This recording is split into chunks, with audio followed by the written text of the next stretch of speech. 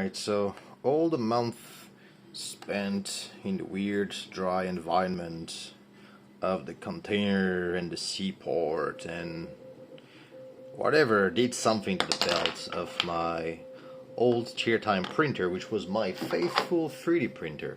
And so, as you can see, it is not printing straight anymore. Things are leaning. You can see the lean here.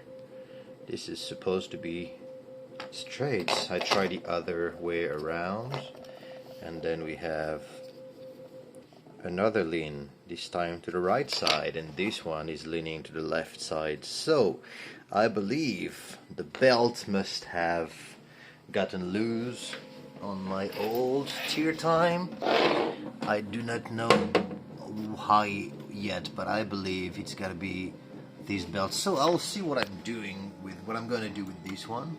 In the meantime, I am recalibrating my up to, which is the one that's gave me actually the most amount of trouble in the past, but I have to. So this is coming back to life.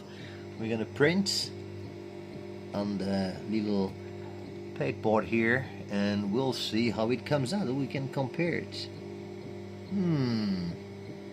Hard life of a 3D printer.